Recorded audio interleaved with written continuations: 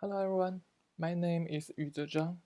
So today I will talk about transport properties of non-reciprocal one-dimensional quantum channels at lens aluminum oxide and strong titanium oxide interface. To begin with, I would like to thank my group and especially my advisor Jeremy Levy and Patrick Irwin. So recently, quantum simulation become more and more popular, and especially the one-dimensional electron systems has occurred some interesting and exotic phases of quantum matters. So in our group, we focus on the aerial STO hetero interface, and we wrote some waveguides at this interface, and it exhibits some remarkable one-dimensional properties. These are some properties except here, especially the superconductivity without electron pairing. But this system still lacks the strong spin-orbital interactions. So next we would like to find some new and more interesting nanostructures. The exhibit here, we use the atomic force microscope. So we would like to use this AFM to write some main channels and also some barriers by adding positive or negative voltage, and also it could be tuned by a SAT gate, and then when we cool it down to a low temperature such as 20 or 50 millikelvin, it, it would exhibit some interesting phenomena such as the quantize the conductance. The unit is E square of h, and also this is some representative wave function we would use here, and also uh, so for the structure we would like to get some new modes such as vertical and lateral, and also much more. So here we do some modulation. We name them as lateral or vertical or helical. So firstly, so the lateral means it will be tracing spatially, and with a sinusoidal path with the AFM tip moving in that space. And for the vertical, we change the voltage of the tip to get this vertical modulation. And when the final step, we want to get the helical modulation, it's just we combine these two steps, and it could show some non-reciprocal properties. So here are some conduction figures and transconduction figures. For the lateral modulation, we could see there is conductance already shown here, but some interesting things is here. We could see a dropping plateaus under 1 square of h plateau.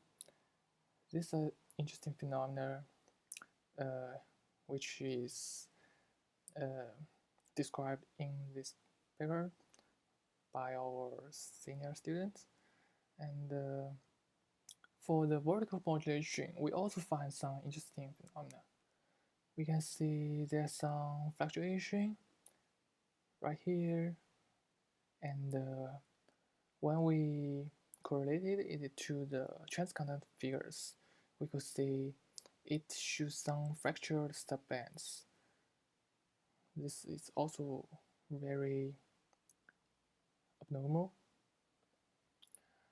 and By comparing the transconductor figures, we could see there's some differences with the normal straight waveguide. So next we would like to talk especially about the helical modulation. To begin with this part, we'd like to talk about the chiral-induced spin selectivity effect. This effect was found in biology. It just described that the electrons could generate a magnetic field when it is